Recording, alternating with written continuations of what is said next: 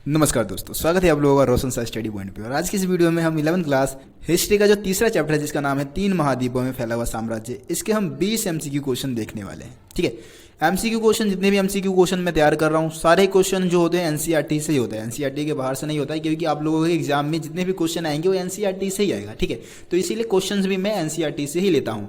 और इस चैप्टर के ऊपर 20 क्वेश्चन का एक और एमसीक्यू क्वेश्चन का वीडियो मैं अपलोड कर चुका हूँ, मतलब पार्ट 1 की वीडियो अपलोड हो चुकी है, ये पार्ट 2 है। ठीक है, जिसमें 20 एमसीक्यू क्वेश्चन हम करने वाले हैं। तो यार हम क्या कर रहे हैं, 11th क्लास जो फर्स्ट टर्म का जो पूरा सिलेबस है, हिस्ट्री और पोल साइंस का सिलेबस आप लोगों को इस चैनल पे कंप्लीट करवाया जा रहा है। लेकिन अभी मैं हिस्ट्री की वीडियोस ही अपलोड कर रहा हूँ, पोल साइंस की वीडियोस भी मैं अपलोड करने वाला हूँ। ठीक है, और पोल साइंस की वीडियो भी बहुत तेजी से मैं अपलोड करूंगा, लेकिन मेरे को समय नहीं मिल पाता है, इस कारण मैं अभी हिस्ट्री की वीडियोस ही अपलोड कर रहा हूँ। और हिस्ट्री का लगभग 2 चैप्टर में खत्म करवा चुका हूँ। तो अगर कुछ नए दोस्त साथी अगर मेरे इस चैनल पर पहली बार आया है तो यार उन लोगों से अनुरोध है कि मेरे इस चैनल को सब्सक्राइब जरूर कर ले और बेल आइकन को प्रेस कर दे, ताकि मेरे चैनल पर आने वाली सभी वीडियो का नोटिफिकेशन आप तक पहुंच सके। तो चलिए दोस्तों शुरू करते हैं इस वीडियो को हम।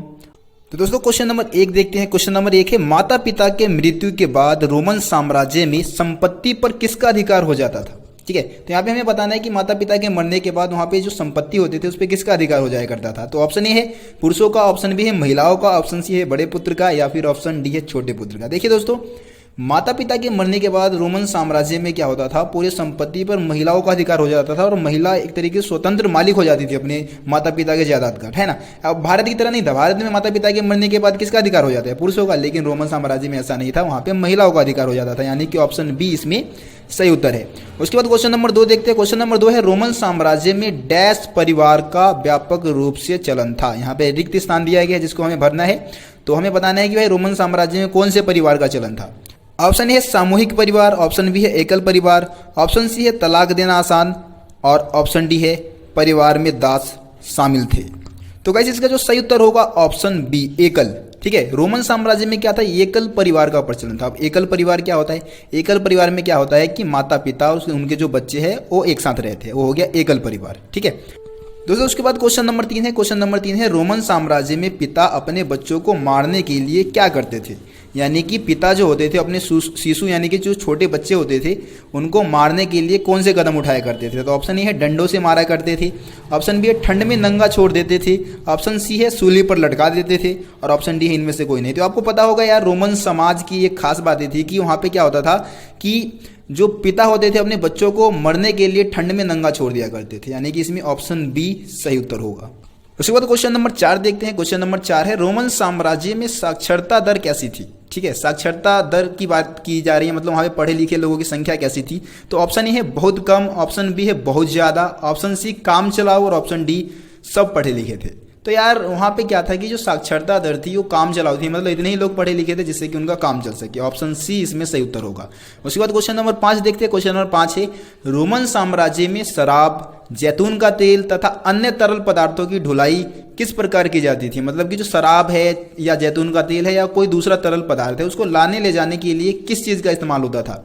तो ऑप्शन ए है लोहे के बर्तनों का, ऑप्शन बी है कंटेनरों से, ऑप्शन सी है तांबों के बर्तनों में, और ऑप्शन बी है इनमें से कोई नहीं। तो यार आपको बता दूं कि रोमन साम्राज्य में जैतून का तेल या फिर जितने भी तरल पदार्थ होते थे उसको लाने ले जाने के लिए कंटेनरों का इस्तेमाल होता था। जो मिट्टी के जो कंटेनर बने होते थे उसका इस्तेमाल रोमन साम्राज्य के लोग सामानों को ढोने के लिए करते थे। अब क्वेश्चन नंबर 6 देखते हैं। क्वेश्चन नंबर 6 है, ड्रेसल 20 क्या था। ठीक है, यहाँ पे ड्रेसल 20 के बारे में बताना है हमें। ऑप्शन ए है कंटेनर, ऑप्शन बी है साधारण कंटेनर, ऑप्शन सी है विशेष कंटेनर जिसमें जैतून का तेल रखा जाता था, और ऑप्शन डी है इनमें से कोई नहीं।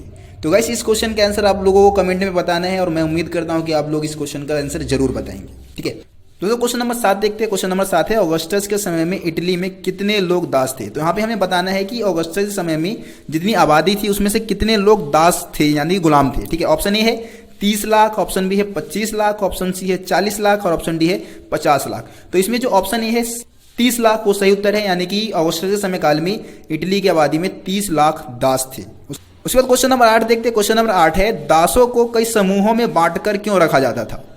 ऑप्शन ए है ताकि ये भाग ना सके, ऑप्शन बी है ताकि पता चल सके कि कौन काम कर रहा है और कौन काम चोर है, ऑप्शन सी है उनके ऊपर नजर रखने के लिए, या फिर ऑप्शन डी उपरोक्त सभी। तो यार देखो इसमें जो ऑप्शन बी है कि भाई ताकि पता चल सके कि कौन काम कर रहा है और कौन काम चोर है। इस बात का पता लगाने के लिए क्या होता था, रोमन साम्राज्य के जो मतलब पूंजीपति लोग होते थे, अमीर लोग होते थे, जो अपने पास दास रखते थे, वो क्या करते थे, अपने दासों को कई समूह, छोटे छोटे समूह में बांट कर काम पे लगाया करते थे, ताकि पता चल सके कि भाई कौन काम कर रहा है और कौन काम चोर है। अगर वो एक साथ सभी दासों को एक साथ एक काम में लगा देंगे तो भीड़ में, झुंड में पता नहीं चलेगा कि कौन काम कर रहा है और कौन काम नहीं कर रहा है। ठीक है, उसके बाद क्वेश्चन नंबर 9 है। क्वेश्चन नंबर 9 है, रोमन साम्राज्य कितने वर्गों में बटा था। ठीक है, ऑप्शन ए है 1, ऑप्शन बी है 3, ऑप्शन सी है 5 और ऑप्शन डी है 2। तो गाइस इस क्वेश्चन का आंसर भी आप लोगों को कमेंट में बताना है। अगला क्वेश्चन देखते हैं, क्वेश्चन नंबर है 10, रोमन साम्राज्य में कितनी श्रेणी थी। श्रेणी यानी कि वर्ग, वर्ग की बात की जा रही है कि तीसरी श्रेणी यानी तीसरा वर्ग कौन सा था। ऑप्शन ए है अभिजात वर्ग, ऑप्शन बी है निम्न वर्ग, ऑप्शन सी है मध्यम वर्ग, ऑप्शन डी है उपरोक्त सभी। तो यार तीसरा जो वर्ग था यानी कि तीसरी जो वर्ग थी वहां की वो है निम्न वर्ग। ठीक है दोस्तों, अब क्वेश्चन नंबर 11 देखते हैं। क्वेश्चन नंबर 11 है, रोमन अभिजात वर्ग में किसको शामिल किया जाता था। ठीक है, तो इसमें हमें बताना है कि रोमन साम्राज्य का जो अभिजात वर्ग था उसमें किसको शामिल किया गया था। ऑप्शन ए है सेनेटर, ऑप्शन बी है अश्वरोही, ऑप्शन सी है ए और बी दोनों और ऑप्शन डी है इनमें से कोई नहीं। तो गाइस देखिए, रोमन साम्राज्य का जो अभिजात वर्ग था वो सेनेटर और अश्वरोही को मिला के बना था, यानी कि ऑप्शन सी ए और बी दोनों ये सही उत्तर होगा। उसके बाद क्वेश्चन नंबर 12 देखते हैं। क्वेश्चन नंबर 12 है, रोमन साम्राज्य के तीसरे वर्ग में किसे शामिल किया जाता था। ठीक है, ऑप्शन ए है दास, ऑप्शन बी है ग्रामीण किसान, ऑप्शन सी है भूमिहीन श्रमिक और ऑप्शन डी है उपरोक्त सभी। तो गाइस इस क्वेश्चन का आंसर भी आप लोगों को कमेंट बॉक्स में कमेंट करके बताना है। ठीक है दोस्तों, क्वेश्चन नंबर 13 है, परवर्ती पुरा काल क्या है। पहले हम ऑप्शन देखते हैं, उसके बाद इस क्वेश्चन को समझते हैं। ऑप्शन ए है 5वीं से 6वीं शताब्दी का समय, ऑप्शन बी है 5वीं से 7वीं सदी का समय, ऑप्शन सी है 4वीं से 7वीं सदी का समय और ऑप्शन डी है 3री से 4वीं सदी का समय। देखिए, परवर्ती पुरा काल जो है रोमन साम्राज्य में 4वीं सदी से 7वीं सदी के बीच का समय काल है, यानी कि ऑप्शन सी सही उत्तर है। आप लोगों को पता होगा कि रोमन साम्राज्य को हम 2 भागों में बांट के पढ़ते हैं, एक तो पूर्ववर्ती काल और दूसरा परवर्ती काल।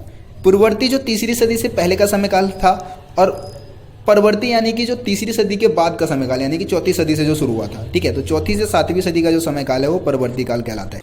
दोस्तों क्वेश्चन नंबर 14 देखते हैं। क्वेश्चन नंबर 14 है, परवर्ती पुरा काल में रोमन साम्राज्य का सम्राट कौन था। ऑप्शन ए है डायोक्लिशियन, ऑप्शन बी है ऑगस्टस, ऑप्शन सी है सिकंदर और ऑप्शन डी है इनमें से कोई नहीं। तो देखिए दोस्तों, परवर्ती पुरा काल में जो रोमन साम्राज्य का जो सम्राट था वो डायोक्लिशियन था। ठीक है, तो इसमें ऑप्शन ए सही उत्तर होगा। इसके अलावा एक कॉन्स्टेंटाइन नाम का भी सम्राट था जो कि परवर्ती पुरा काल में सम्राट था, बट यहाँ पे इस क्वेश्चन में यहाँ पे कोई ऑप्शन उसका दिया नहीं गया है, तो उस पर हम बात नहीं करेंगे। दोस्तों क्वेश्चन नंबर 15 है, सॉलिडस सिक्का क्या था। ऑप्शन ए है 4.5 ग्राम शुद्ध सोने का, ऑप्शन बी 4.5 ग्राम विशुद्ध सोने का यानी कि जो मिलावटी हो जिसमें, ऑप्शन सी है 4.9 ग्राम सोने का, ऑप्शन डी है 5.9 ग्राम सोने का। तो गाइस इसका जो सही उत्तर होगा वो होगा ऑप्शन ए 4.5 ग्राम शुद्ध सोने का। ये जो था सिक्का वो 4.5 ग्राम शुद्ध सोने का सिक्का था। क्वेश्चन नंबर 16 देखते हैं। क्वेश्चन नंबर 16 है, सॉलिडस सिक्का किसने चलाया था। ऑप्शन ए है ऑगस्टस, ऑप्शन बी है सिकंदर, ऑप्शन सी है कॉन्स्टेंटाइन और ऑप्शन डी है इनमें से कोई नहीं। तो देखिए दोस्तों, जो सॉलिडस सिक्का था उसको कॉन्स्टेंटाइन ने चलाया था। उसके बाद क्वेश्चन नंबर 17 देखते हैं। क्वेश्चन नंबर 17 है, कुंस्तुतुनिया को रोमन साम्राज्य की राजधानी किसने बनाया था। ऑप्शन ए है नेपोलियन, ऑप्शन बी है डायोक्लिशियन, ऑप्शन सी है कॉन्स्टेंटाइन और ऑप्शन डी है ऑगस्टस। देखिए दोस्तों, जो कुंस्तुतुनिया जो था वो तीनों ओर समुद्र से घिरा हुआ एकमात्र रोमन साम्राज्य की राजधानी थी और कुंस्तुतुनिया को सम्राट कॉन्स्टेंटाइन ने अपने साम्राज्य की राजधानी बनाया, यानी कि यहाँ पे ऑप्शन सी सही उत्तर होगा। उसके बाद क्वेश्चन नंबर 18 देखते हैं। क्वेश्चन नंबर 18 है, डायोक्लिशियन कहाँ का शासक था। ऑप्शन ए मुगल साम्राज्य का, ऑप्शन बी रोमन साम्राज्य का, ऑप्शन सी ईरानी साम्राज्य का या फिर ऑप्शन डी ससानी साम्राज्य। तो ये तो बहुत ही आसान क्वेश्चन है यार। डायोक्लिशियन जो था वो रोमन साम्राज्य का सम्राट था, यानी कि ऑप्शन बी सही उत्तर है इसमें। उसके बाद क्वेश्चन नंबर 19 देखते हैं। क्वेश्चन नंबर 19 है, एकास्म क्या होता है। एकास्म क्या होता है ये बताने हम यहाँ पे। ऑप्शन ए है बड़ी चट्टान का टुकड़ा, ऑप्शन सी छोटी चट्टान का टुकड़ा, ऑप्शन सी चट्टान या फिर ऑप्शन डी उपरोक्त सभी। गाइस मैं चाहता हूँ कि आप लोग इस क्वेश्चन का आंसर मेरे को कमेंट बॉक्स में बताएं। उसके बाद लास्ट क्वेश्चन है 20वां क्वेश्चन, कोलोजियम का निर्माण कब कराया गया था। देखिए तो कोलोजियम जो है वो 7 अजूबों में से एक में उसकी गिनती होती है, रोमन साम्राज्य में है। ठीक है, और इसका निर्माण कब कराया गया था वो हमें यहाँ पे बताना है। ऑप्शन ए है 80 ईस्वी, ऑप्शन बी है 500 ईस्वी, ऑप्शन सी है 79 ईस्वी और ऑप्शन डी है 89 ईस्वी। तो इसका सही उत्तर जो है वो है 79 ईस्वी। 79 ईस्वी में कोलोजियम का निर्माण करवाया। सो गाइस मैं उम्मीद करता हूं कि आप लोगों को इस पार्ट में जितने भी 20 एमसीक्यू क्वेश्चन आपको समझाया गया है वो आपको अच्छे से समझ में आ गया होगा, और जितने भी एमसीक्यू क्वेश्चन के आंसर मैंने आप लोगों से मांगे हैं कमेंट बॉक्स में आप मेरे को जरूर बताएंगे। तो दोस्तों इसके अलावा हम अब हिस्ट्री का जो चौथा चैप्टर है, 11th क्लास हिस्ट्री का चौथा चैप्टर है, उसको मैं आप समझाने वाला हूँ। ठीक है, तो 1-2 दिन में वो वीडियोस भी आने शुरू हो जाएंगे। तो यार जल्दी से आप चैनल को सब्सक्राइब कर दीजिए और बेल आइकन को प्रेस कर दीजिए ताकि मेरे चैनल पर आने वाली सभी वीडियो का नोटिफिकेशन आप तक पहुँच सके। तो चलिए दोस्तों मिलते हैं अगली वीडियो में, तब तक के लिए जय हिंद जय भारत।